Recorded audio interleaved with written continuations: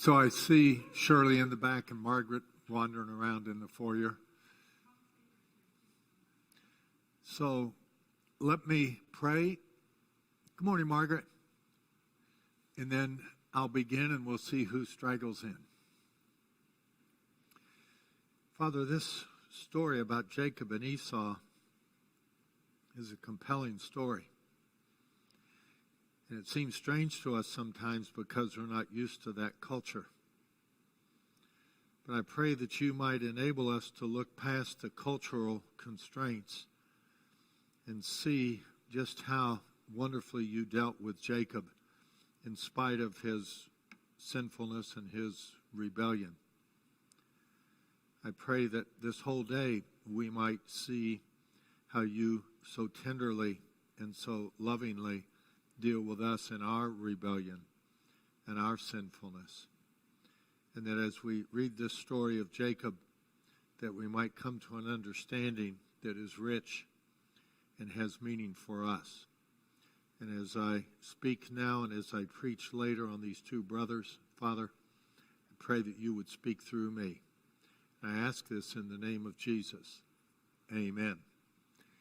So I want to begin with something a little bit new. You probably, by now, you should have a handout. Do you have one, Margaret? Did you get one? Yeah. So let me start out with, is there anything that you would like to talk about? It can be related to the subject of Jacob and Esau, or it can be related to a funny-looking dog you saw on your way to church. Is there anything on your mind that you would like to talk about that we can come back and see what God would have to say about it? Anything on your minds at all before I begin? I have plenty to do. I'm not trying to fill time. I have plenty to do, but I want to see if there are things you would like to discuss or questions. So I'll give you a minute to think about that, and I'll take another drink of water.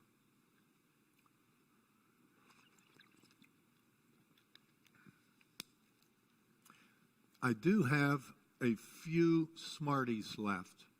And Margaret, since you're the first one to get your hand up, you can get one of the Smarties. Okay. That may help you later in the day. The Jacob and Esau. Okay, so what's your question or comment? The Jacob and Esau place was a favorite place where we went over it in the family when my children were like 8 years old, 10 years old, and 12, and we must have read it maybe, talked about 50 times. It just, the two boys, I had 2 boys and 2 girls, so they liked talking about the 2 brothers. That it was something they were really interested in. And we would talk about how the fur, and the father would touch them, and the one boy was in the tent, and the other boy was hunting, and he was hungry, and it was all the sorts of feelings that little boys have. So it's a really special story in our family. I bet it is. Why do you think it was so compelling to the boys? Well, because they wanted to go out in our field, and they didn't stay in the house. They just wanted, they wanted to be like Esau. Hunting and the fur on the hand, and the stew, the warm stew. He was hungry, and there are all kinds of things that that most boys are so interested in. They're hungry, and they want to hunt, and they had a family, and the father was trying to, the boys were competing, and my 2 boys were like 2-3 years apart, and they're both very different. I had one very quiet boy, and the other boy was really boisterous. Kind of, he was just never covered anything up that he did. And the one other boy was a lot more careful about what he did. He didn't want to be punished for things. So that was feeling. Yep. That is interesting how different families relate to it. If I look at my three boys, they were all very different, are very different even as, let's see, 61, 63. Scott will be 58 in January. Jim has just turned 57. Tom will turn 53 in June. But even at those ages, their personalities, although they've matured and have tempered a lot, they are still, Scott, Jim, and Tom, really different.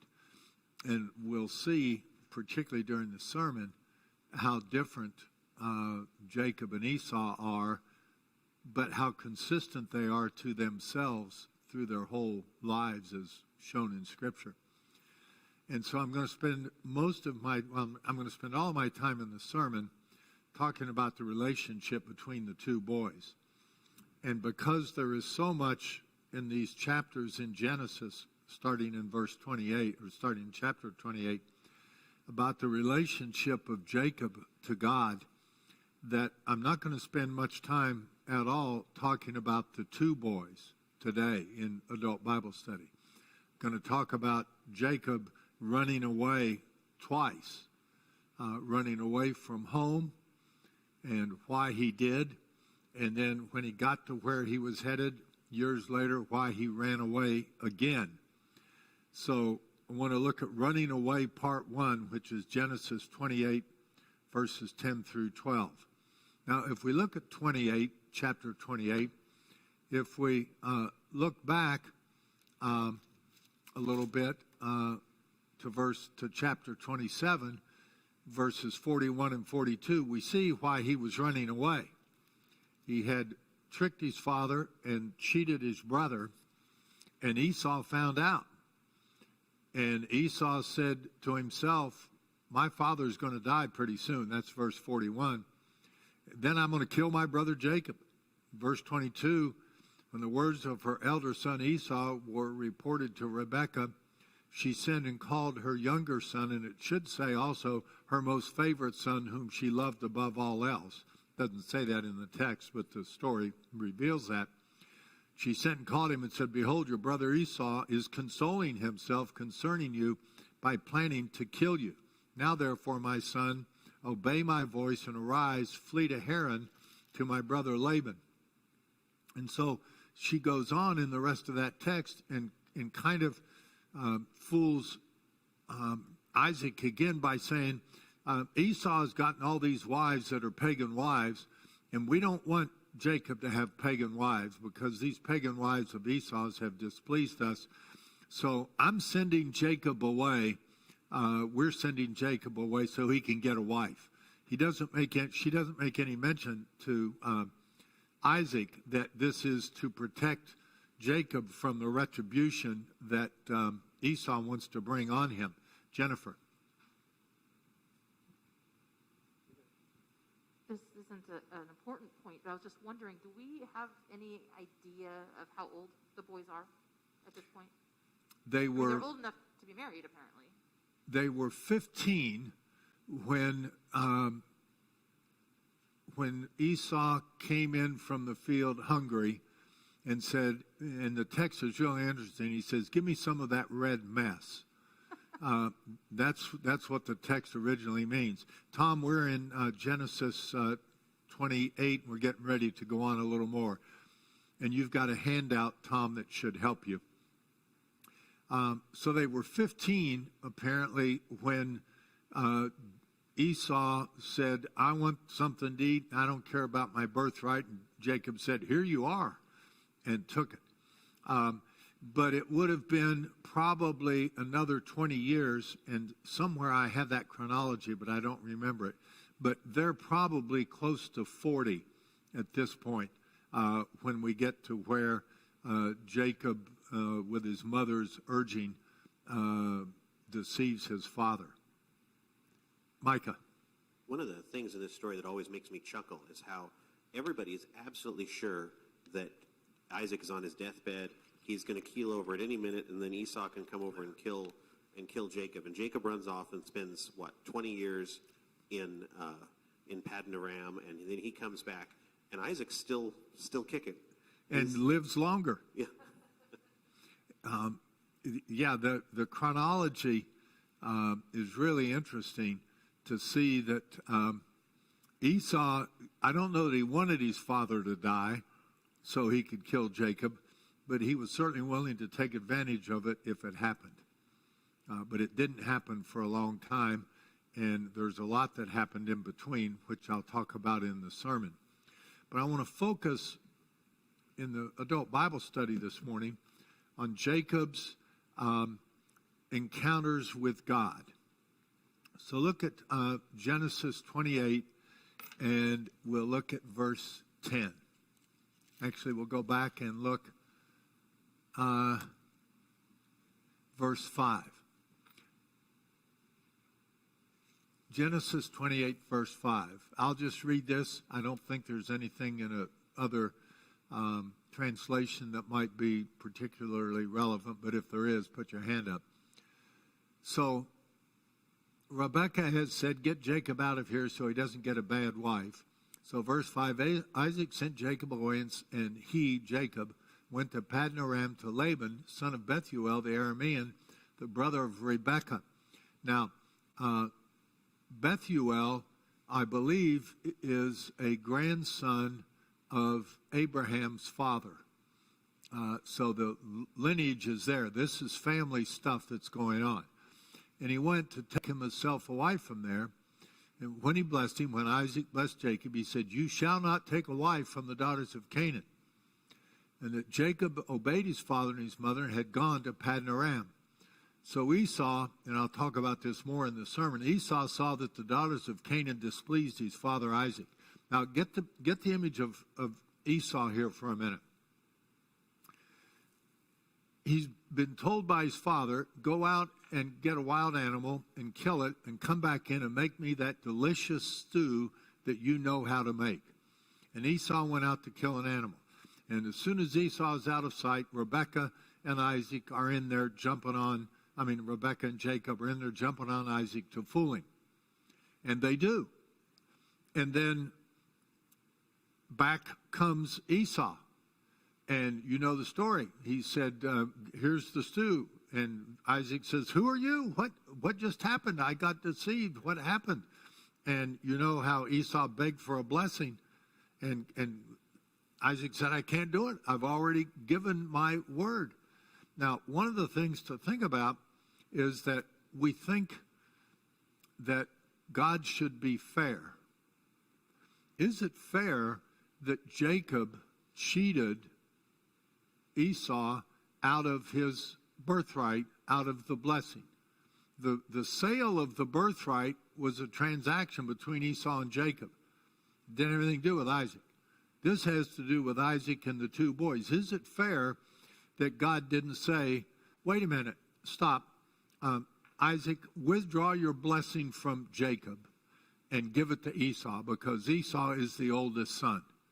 Is it fair that God didn't do that? Think about that.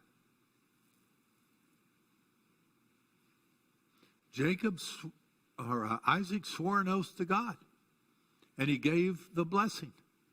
And God didn't say, you can take back your oath to me, and I'll fix things up. There are lots of times when we make commitments to God, and it doesn't turn out, and we say, could you fix it up, God? And we end up with consequences. Micah, head back to Shirley. And we end up with consequences that we don't like, and we want God to step in and remedy the consequence. But he is not fair. He is just. There's a difference. Shirley. Yeah, I'm not sure that one way or the other right at the moment that God should have stepped in because the deceit was on the part of the boys, not Isaac. And if he was to step in, it should be, I think, toward the boys, not to Isaac. Because Isaac thought he was blessing the right son. Isaac was deceived like Eve was deceived. He was not willful like Adam was willful. But nonetheless, Eve bore consequences, and nonetheless, Isaac bore consequences. Jennifer? I was going to say this whole situation, for fairness or not, was ordained by the Lord. The Lord told Rebekah when the boys were born. Yeah, before they were born. That they were going to have two nations. In order to do that, they had to have conflict. The older shall serve the younger, and it was kind of all. They should have known better. What's the word? It was all ordained ahead of time. It's just hard to hear sometimes because it doesn't seem fair to us. I'll talk Speaking more. as an older child. I'll talk more about this in the sermon, but think for a minute. Rebekah knew what God was going to do, right? But she thought God needed a little help. And that's what we do. We know God's will in certain things, and we say, well, I'm going to help God along. God doesn't need our help. He needs our obedience. And she was helping and not obeying. So these two encounters that Jacob has with God, I want to focus on them. So look at Genesis chapter 28, verse 10.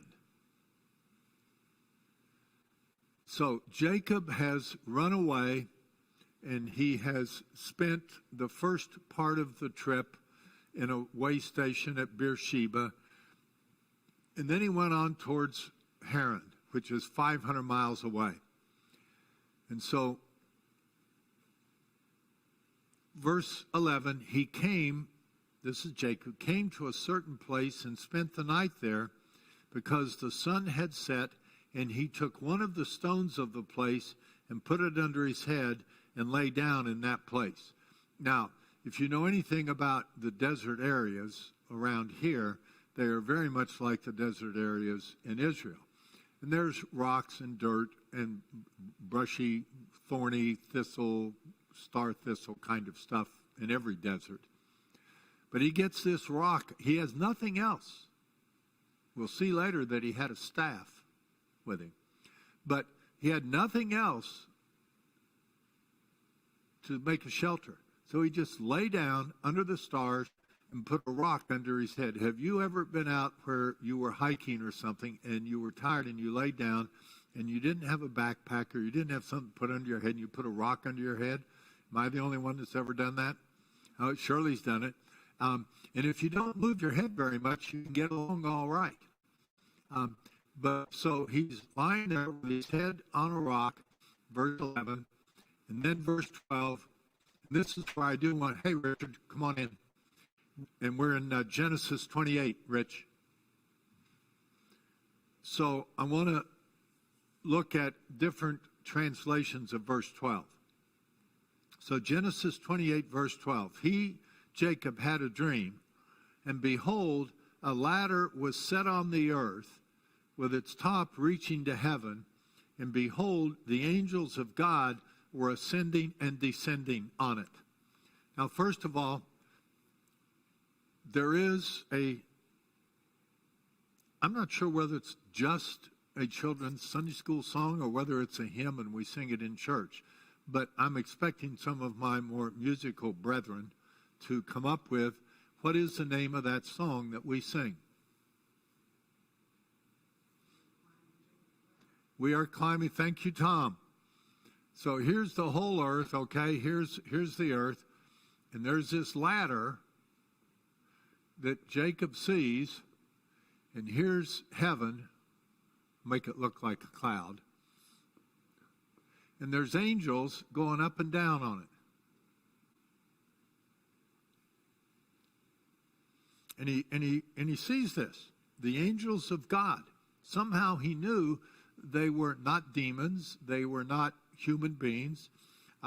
He saw angels ascending and descending. So when we think about that, there's another text to look at, and you have it there, John 1. Well, let's stay at verse 12 for a minute. Do any of you have any other translation that's helpful beyond a ladder was set on the earth with its top reaching to heaven, and behold, the angels of God were ascending and descending on it. Anybody have any other translation? Okay. All right, then. Look at John 1. This is obviously because it's John 1, early in the ministry of Jesus. And he is gathering disciples to him. And so in verse 47, Jesus saw Nathanael coming to him and said of him, Behold, an Israelite indeed, in whom there is no guile. Now, Nathanael said, How do you know me? Jesus answered and said, Before Philip, his brother, before Philip called you, when you were under the fig tree, I saw you. And so here's Nathanael thinking, I wasn't inside of this guy. I was a long distance away. I was sitting under a fig tree, and this guy says he saw me under the fig tree. How in the world did he do that? Well, he comes up with the answer in verse 49. Nathanael answers him and says, Rabbi, you are the Son of God. You are the King of Israel. Isn't that an amazing leap to make from you saw me under a fig tree and you are the Son of God, you are the King of Israel? Now, there's a little bit to do, some commentators think, with a fig tree as representing Israel. There is some that commentators think that it wasn't that unusual for him to make that leap. But my perspective is that here's a point of revelation. Nathanael did not stand there in front of Jesus. And Jesus says, when I saw you under the fig tree, I called you. He didn't know he was called. He knew he'd been under the fig tree. And he's standing there in the presence of Jesus. And I think it was a revelation from God. This was nothing he could figure out. He couldn't say, eeny, meeny, miny, mo, this is the way I ought to go. He comes up with something that I'm surprised that Jesus didn't say to him what Jesus said to Peter.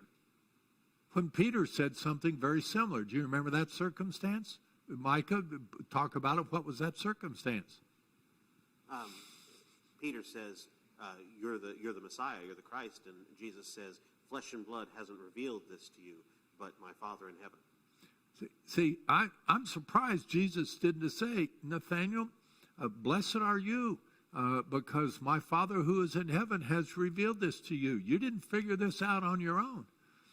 The fact is, he didn't figure it out on his own, but somehow something happened. So verse 50, Jesus answers and says to him, because I said to you that I saw you under the fig tree, do you believe? You're thinking because I saw you under a fig tree that I'm somebody important? You shall see greater things than these. And that is the understatement of Nathanael's life. You shall see greater things than these. And then Jesus talks about it, and I want to hear from other translations if they help. Verse 51, Jesus says to him, Nathanael, truly, truly, I say to you, you shall see the heavens opened and the angels of God ascending and descending on the Son of Man. Now, Margaret, you talked about in your family how your boys loved that story of Jacob and Esau and how your family read it over and over. I have no doubt that Jewish boys in the time of Jesus also knew that story and knew what happened in the text that we're reading, where Jacob lies down with his head on a rock and sees this vision of a ladder going to heaven and angels going up and down on it. And again, I'm surprised that the text doesn't have a comment from Philip or Nathanael or Jesus even to say, and this goes back to what was going on with Jacob when he was running for his life. Jesus just makes the offhand comment, you shall see the heavens opened, and the angels ascending and descending on the Son of Man. And so if we go back to the song, we are climbing Jacob's ladder, that is the way to heaven. Okay? And what is the ladder? Micah, don't just raise your eyebrows, pick up the microphone. It's Jesus. It's Jesus. Jesus is talking about himself.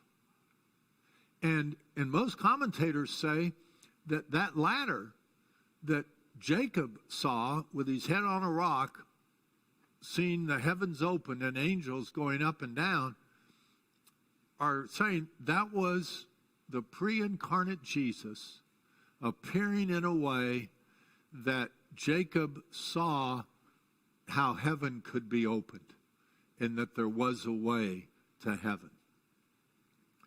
So now then in Genesis, back to Genesis, Jacob and God, Genesis 28, verse 13, behold, the Lord stood above it, stood above the ladder, and said, I am the Lord, the God of your father Abraham, and the God of Isaac, the land on which you lie. Here he is stretched out on the ground with his head on a rock.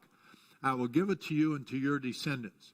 Your descendants, and he goes on and says something very similar to what he said to his grandfather. Let me think for a minute. Yes, his grandfather Abraham, very similar. Your descendants like the dust of the earth. He doesn't throw in the sand on the beach, but here's the dust of the earth. You'll spread out to the west, to the east, to the north, to the south, and you and your descendants shall all the families, not just the Jewish families, shall all the families of the earth be blessed. And here is the Lord speaking to Jacob as he's running for his life. And the Lord says, behold, I am with you and will keep you wherever you go and will bring you back to this land. For I will not leave you until I have done what I have promised you. Focus on that statement for a minute. I will not leave you until I have done what I have promised you. How would you apply that statement?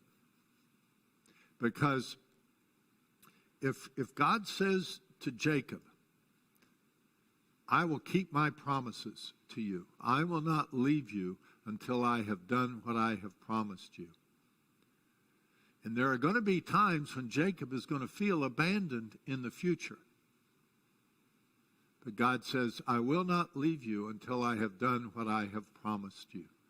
How do you think about that related to your circumstances? We think about the promises of God. There's Margaret. We think about the promises of God, but this isn't one of them that pops up on most of the lists that we would have. I will not leave you until I have done what I have promised you. Some commentators say a promise to any saint is a promise to all the saints unless it is of such a particular nature that it could only apply to one person. This is not that particular. Margaret? So it's about your comment, he doesn't need us to bring about his will. And so what I'm thinking of is all the examples, like with Rahab and with David, pretending he's a crazy man and, lying and that sort of thing to win that war. And some other example which I forgot. But all those instances in the Bible, which it comes up fairly frequently. Well, this jail woman that she attacked this person physically and murdered him. But are you saying that he didn't need people to do these? He didn't sanction it. So, Well, I come back to what I have written in the front of my Bible years ago. God allows what he does not prefer as it moves towards the accomplishment of his purposes. so he's agreeing with it. What God is saying is, you need to rely on me. I don't need your help to accomplish what I've promised. I may use human means to do it, but the work is mine.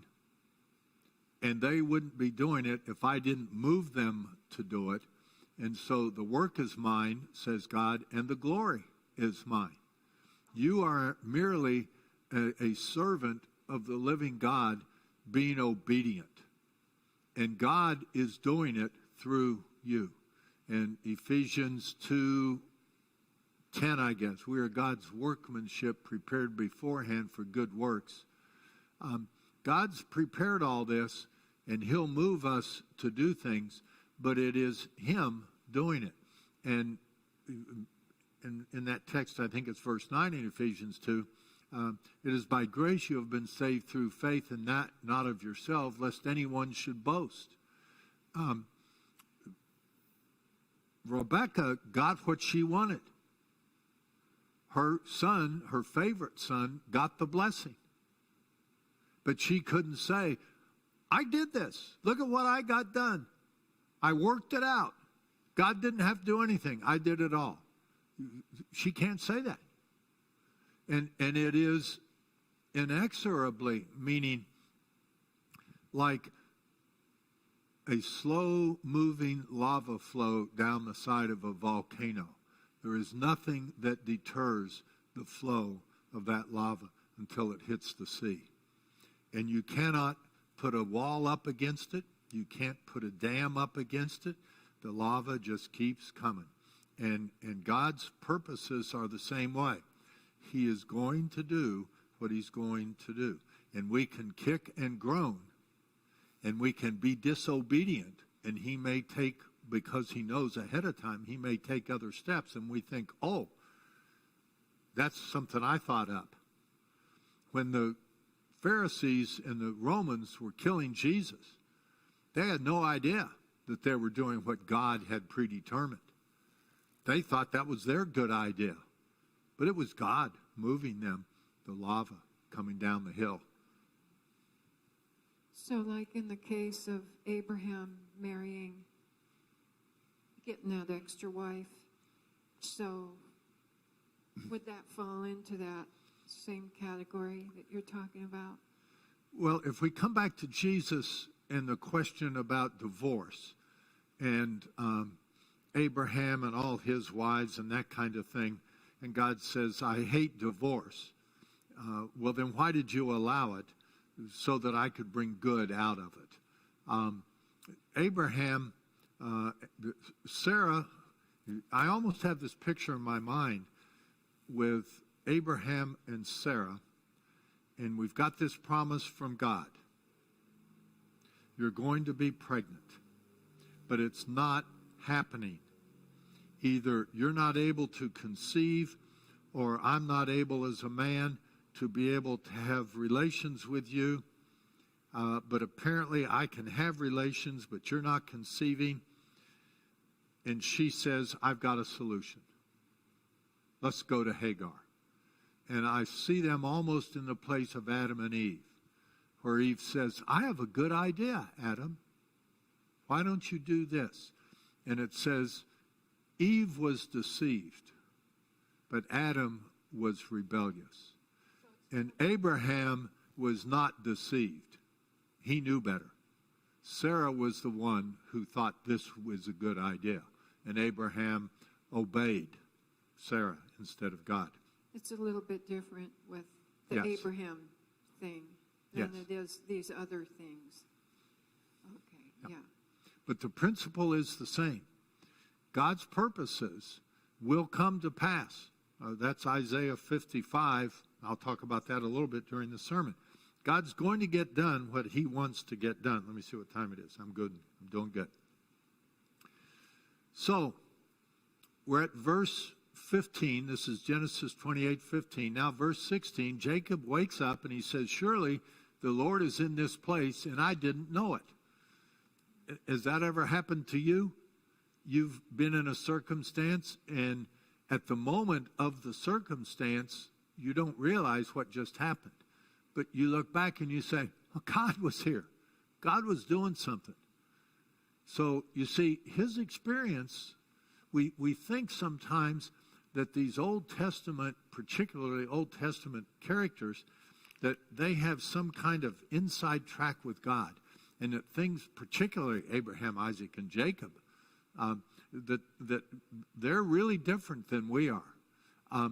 No, we are human beings, and I like it in James where it says Elijah was a man like us. These people are people like us, and they're as dumb as we are and as sinful as we are, and they just happen to be in the Bible, and the New Testament says they're there for our instruction. So, any other thoughts before we go on? Tom? Just a second, Tom. Let Micah get the microphone.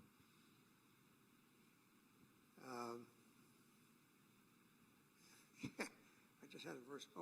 Looking at verse 20 through 22, it's almost like Jacob is saying, well, this is a kind of conditional thing. If God's going to do this, and if he's going to do that, and if he will really do that, then I will set this place up as a place of worship. I would rather the text would say, since God is doing this and doing that, then I will do that. But it looks like Jacob is making a conditional statement on if God really does these things, then I will present to God a tenth of everything he gives me. Yeah. So imagine that you're God standing at the top of the ladder, and Jacob has just awakened. And he says, well, if God does this, if God does that, I'm imagining God doing this. What? What do you mean, if?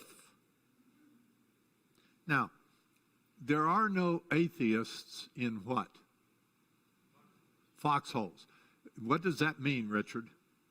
Micah, get him. Wait just a second, Rich. We got to get you on the. You just hang on, Richard. Micah's going as fast as he can. No atheists in foxholes. Well, in a desperate situation, you realize that there's a power greater than you, and only that power can save you.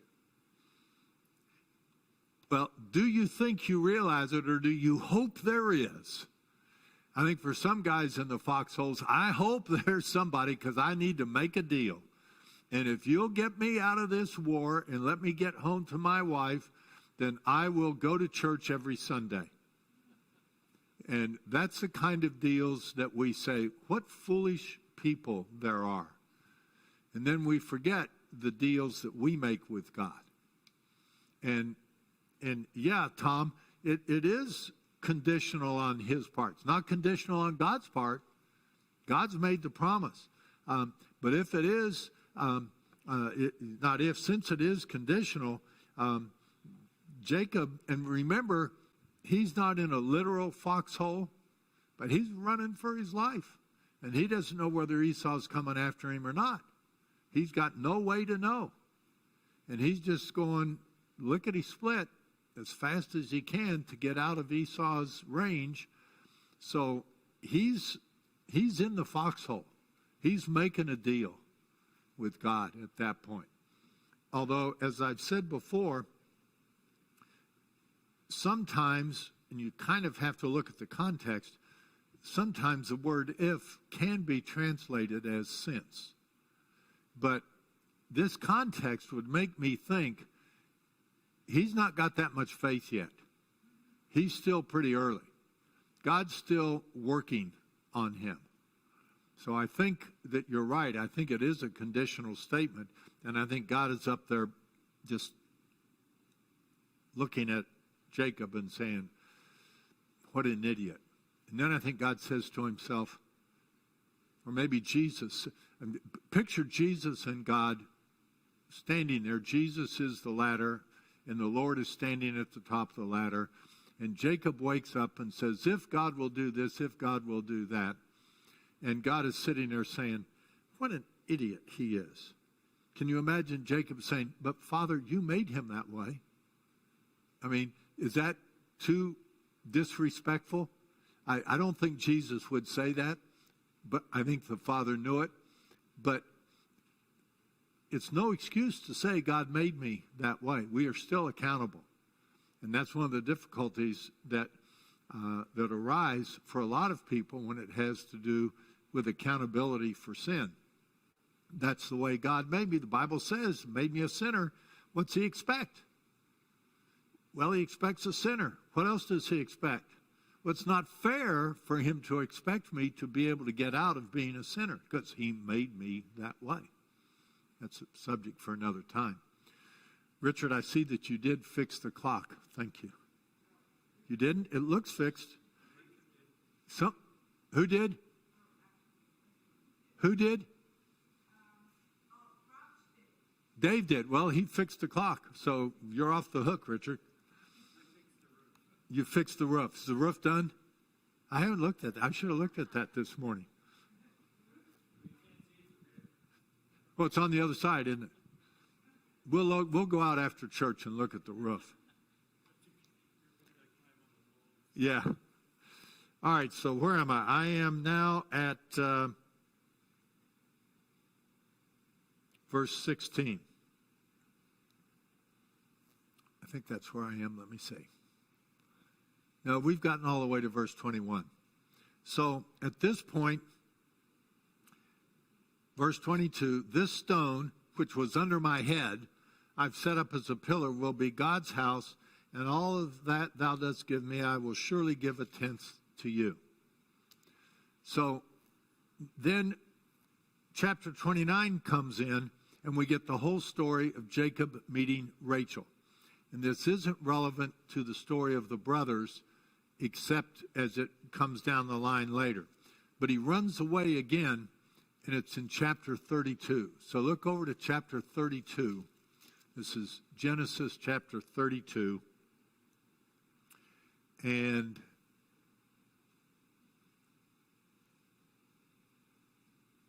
somebody recap the 20 years that happened after Jacob got to Paddan Aram or Haram, where his uncle lived, the brother of his mother, and he sees the daughter, Rachel. Recap what happens in that 20 years, and we got plenty of time. Who can remember? You look at your Bible and pick out verses if you want to. What happens to Jacob the scoundrel and the rascal while he is away from his family? All right, Micah, you're up. Okay, so he gets there and he meets he meets Rachel. She's cute. He likes her. She's very cute. She's taking care of her dad's sheep. Finds out that the dad is really his uncle that he's going to go meet. And he says, hey, I'm going to make a deal with you. I'll work for you for free for 7 years if I can marry the cute daughter. Guy says, yeah, that's great. Let's do that. And so he works for him Laban says, that's great. So he works for 7 years, and they have the wedding, and there's a lot of veils involved and whatnot. Anyway, the next day, he figures out that he got to marry the older daughter, which was never He his goes into intention. the tent thinking the cute girl is in there, and the cute girl is not in there. Richard, would you go back and greet those folks that just walked in? So then he yells at his father-in-law and says, you tricked me, and I can't really undo everything that was done yesterday. So what's going to go on? And his father-in-law says, that wasn't a real big problem. Just work for me another 7 years, and you can have both girls. So the trickster gets tricked. Oh, yeah. What's that? Jennifer Jen? says she thinks he gets the second wedding before the 7 years are over. He doesn't have to wait a whole other 7 years. I'm not sure whether that's clear. We'll let Jennifer look that up. Okay, you look that up. So keep on with the story. All right, so he works for another 7 years. And during this time, he has some kids and gets done with the 7 years and wants to keep on working for... How many kids? How many kids did he have at that point? At the point that the 20 years is up. He hadn't yet had Benjamin.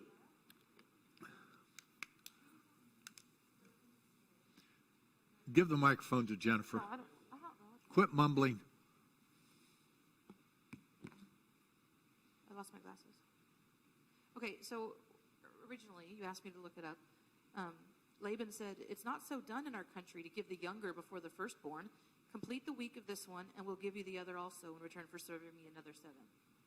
So it sounds like after that week, maybe So it he was got married to Rachel. 7 years, and he got Leah, and a week later he got Rachel. Yeah, and then 7 years later he was free. So that's, 14 years. So do you want the 14 years or do you want the 20 years? I don't know. What do you think? I don't know. All right. He was there 20 years. So what else happened then? Back to Micah. No, Jennifer. Did you want me to tell you about the kids? Yeah, tell us about the kids. Okay, so Leah had 2 kids, and Rachel was sad because she couldn't have any. So then Rachel says, "Here, take my maidservant person." And then Bilhah. A maidservant. And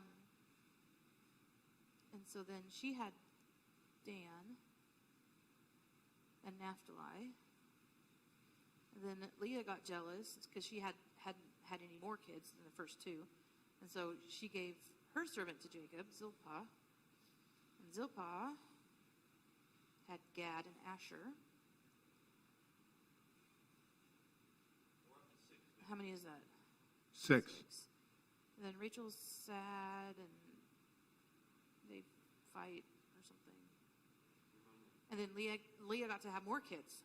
So then Leah had Issachar and Zebulun and Dinah, the girl. And then God remembered Rachel, and she had Joseph. And that's probably There's a everything couple until missing we get to there. then. What? There's a couple missing there in the list Well, somewhere. I didn't name the first two. I should. Okay, so there's 11 kids. Now, Micah, back to you. Reuben and What's Judah. going on in the relationship between Jacob and Laban with regards to the herds? So now that Jacob is done earning his wives, he needs something to be paid, and so he says to Laban, "You give me all of the speckled sheep, the spotted sheep, any ones that have a blemish, and all the other ones are yours." And so then they have that agreement. Laban thinks that's wonderful, except then all the sheep bear speckled and spotted. And so Laban comes back and says, "Okay, that's great. You keep the speckled and spotted from the past, but now we're going to swap it. I'm going to get all the speckled and spotted, and you're going to get all the clean ones." And so Jacob says that's fine, and the Lord intervenes, and all the sheep bear clean ones. And so during the next several years, basically, all the new sheep end up being Jacob's, and all the old sheep are Laban's. So Jacob gains a lot of wealth, kind of at Laban's expense. Laban isn't terribly happy about this. Okay. So, at some point then, there becomes in Jacob's mind, this is not going to turn out well. And I need to get out of here and go back. And so he goes back. And he knows that he's going back to his mother, he thinks, excuse me, and his father. But of course, his mother has died, and he didn't know it. And he heads back, and it's a long journey, remember, more than 500 miles, so it's taken a fair amount of time to get there. And so in Genesis, let's look at the end of 31. So Jacob runs away with his wives and his kids and his flocks. And Laban comes back from the errand he was on, and he sees that his daughters, his son-in-law, his grandchildren, most of the wealth is gone. And so he says, I got to go after them. And the pretext is, I miss my grandbabies. And so he catches up with them, and they have this big powwow between them about what's going to happen. Jacob makes another deal with Laban that allows him to escape, but we get a brief, very brief little glimpse into Rachel. What is the glimpse that we see of Rachel's character in this transaction when Laban has come and confronted Jacob? Anybody remember what happens? Give you a hint. It has to do with household gods. I need to see a hand go up. There's Jennifer. I don't remember it, but I'm looking at it. And I don't understand it. I don't really understand it, but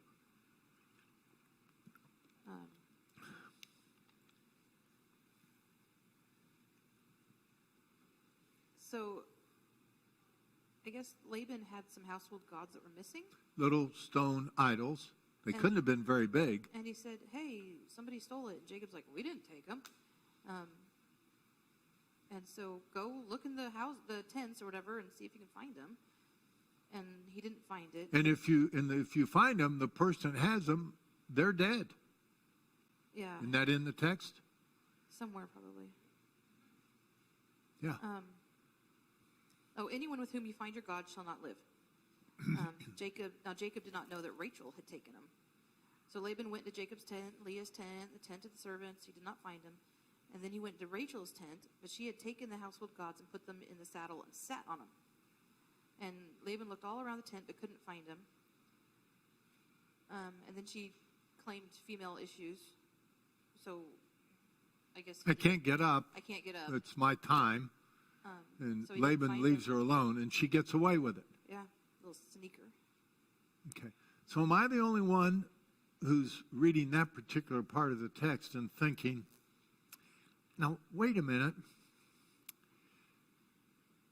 Esau got in trouble with his father for marrying these pagan women. And I'm going to send my son Jacob off to my wife's brother, and they'll get a holy woman from there. That's a good idea. That's what we'll do. Jacob, head off. Go find Laban. And now we have this little, it's only 2 or 3 verses inserted there that says, well, so Rachel steals the household gods. Why is she doing that? What's the motive for doing it? All the time Jacob was there for 20 years, were there household gods in the tents? And was it really worship of idols? It sounds like it might be. And that's one of those kind of stories that, in my mind, dropped into the middle of the big story, provides credibility for the Bible. Because if I were writing the Bible, I would have left that part out. Because it makes Jacob and Rachel look bad. But God leaves it in. Why do you think God left that in? Think about yourself. And don't think about stone little idols.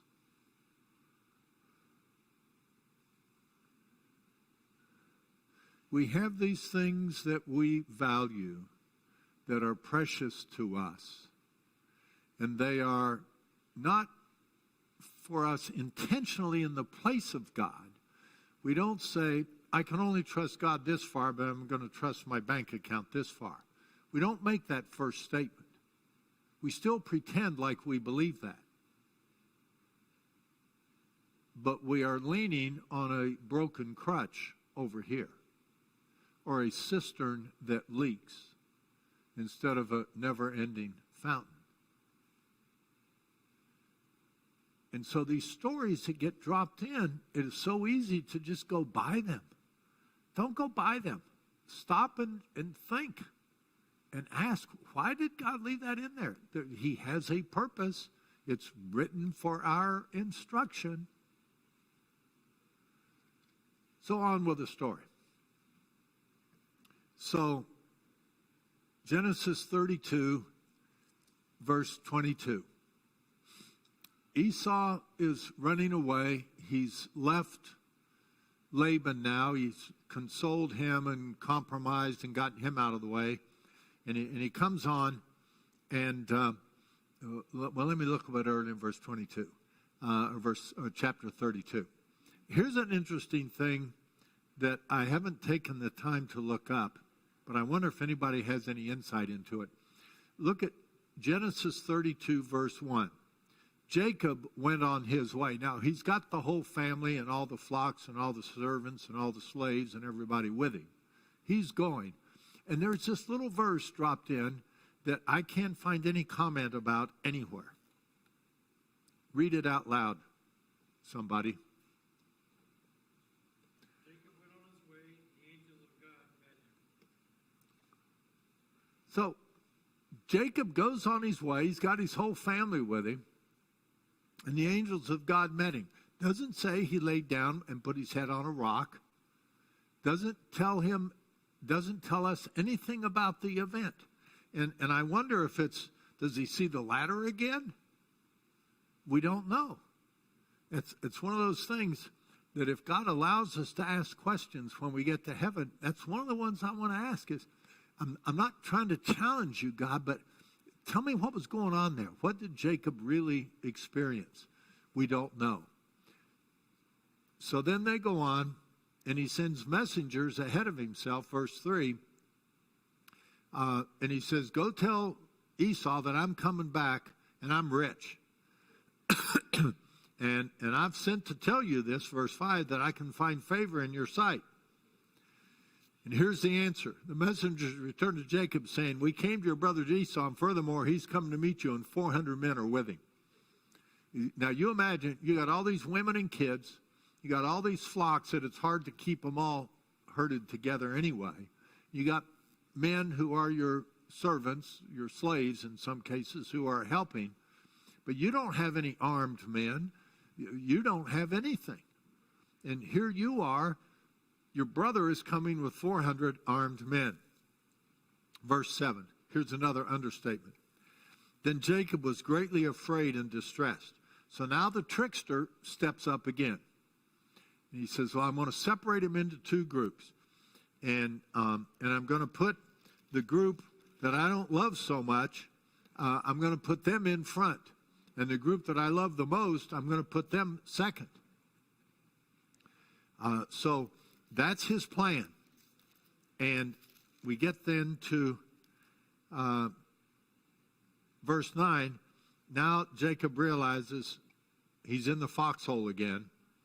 So he says, O God of my father Abraham and God of my father Isaac, you're the guy that made promises to them. You kept those promises.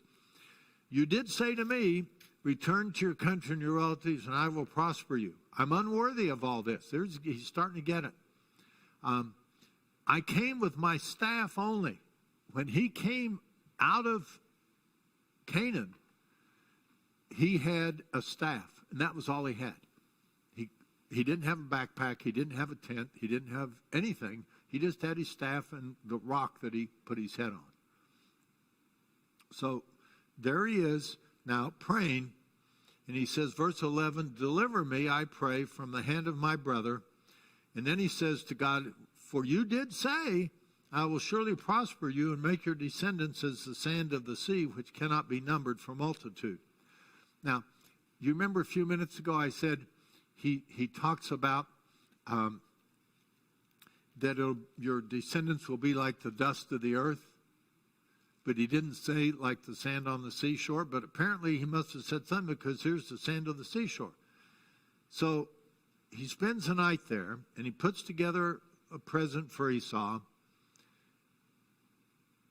And then verse 22.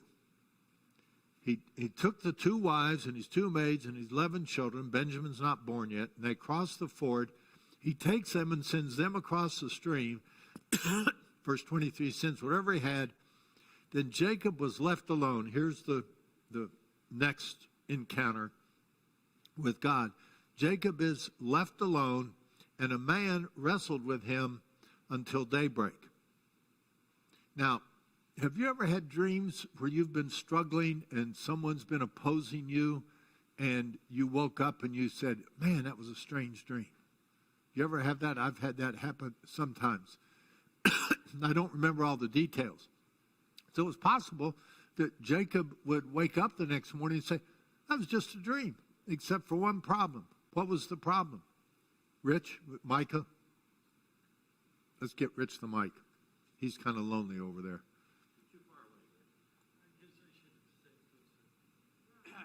Jacob's hip was out of joint. Yeah.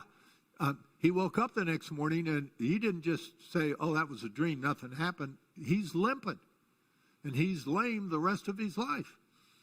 And it says he left alone, verse 24, a man wrestled with him until daybreak. When he, the man, saw that he had not prevailed against him, Jacob, he touched the socket of his thigh, so the socket of Jacob's thigh was dislocated while he wrestled with him.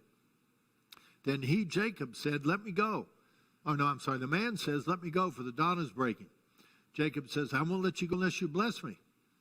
So now we're getting to a critical point, verse 27. What is your name? He says, it's Jacob. It is though he said, my name is Jacob, cheater, scoundrel, rascal, because that's what his name means. What is your name? My name is cheater, scoundrel, rascal. And the man says, verse 28, your name shall no longer be cheater, scoundrel, rascal, but Israel, for you have striven with God and with men and have prevailed. Then Jacob says in verse 20, tell me your name. This is just like God. Why does he want to know my name? He doesn't answer him. He doesn't say, I'm Jehovah Rapha, or I'm Jehovah Jireh, who provides. He just says, I'll bless you. So Jacob names the place Peniel, for he says, I've seen God face to face, yet my life has been preserved. Now in the text, it doesn't say it was God. But Jacob knew. Jacob knew that it was God. And most people, most commentators would say that was, again, the pre-incarnate Jesus. Now the sun, verse 31, rose upon him just as he crossed over Peniel, and he was limping on his thigh. Then it goes on and talks about how crazy the people of Israel are, that they don't eat the sinew of the hip, which is in the socket. So we come farther along, Genesis 33. Jacob looks up, and here comes Esau with the 400 men. And he divides the children. Here's where he puts the ones he likes the least in the front. Leah and her children, verse 2, and Rachel and Joseph last. So Leah's in front with the maids, and they're 10 kids, and here's Rachel and Joseph last. He comes on ahead, and he bows down. Verse 4, 400 men, armed men. The last thing Jacob knew of Esau was, he has sworn he will kill me when he sees me. I don't know if my father's dead or alive or not. And so I don't know what's going to happen when I meet him. And the unpredictable happens. Esau runs up to him, verse 4, and embraces him, falls on his neck and kisses him. And if you look at it, it reminds me of the reverse of another story. What other story is similar to this? A younger brother leaves. He has nothing. He comes back rich. I'll give you a hint. It's in the Gospels. It's in the book of Luke. It's in chapter 15. Am I getting warmer? It's not the story about the woman with the gold coin. It's not the story about the shepherd with the lost sheep. It's about the prodigal son. What's the difference in these two stories? Jacob left with nothing, came back with everything. The prodigal left with everything and came back with nothing. The prodigal came back and his brother wanted nothing to do with him. Jacob came back, whose brother wanted to kill him, and they were reconciled. And so you look at this and you say, you know, it's really true. Isaiah 55. God's ways are not our ways. God's thoughts are not our thoughts. Here's two different stories, two different sets of brothers. I'll deal with the prodigal, not next week. That's going to be Joseph and the 11. But the week after, I'll deal with the prodigal and his brother. But do you see how strange Scripture seems to bring things together? And the rules are the same. The younger brother does something to irritate the older brother. The older brother tries to get even with him. And you see this throughout. And so we come to the end of this, and I'm saying we cannot understand how God does things or why he does things. So I've got time to pray, and then deacons will go back in my office. Good morning, Christy and Nathaniel and Zan. And so let me stop and pray. Father, I thank you that your ways are not our ways. What a mess it would be if you were like us. And what a mess it is that we are not more like you. Yet that is what you are doing. You are conforming us to the image of Jesus. And Father, I say thank you, thank you, thank you that you do not leave us alone and left as we are. that you didn't just save us and said, okay, here you are, but you are making us more like Jesus so that when the time comes for us to be with you, we will be fit for heaven. And I thank you that you have such a plan that nobody but you could have thought up. And nobody but you, if they had thought it up, could do it. What a great God you are. What a great God you are. Thank you for loving us, unworthy as we are. And I ask all of this in Jesus' name. Amen.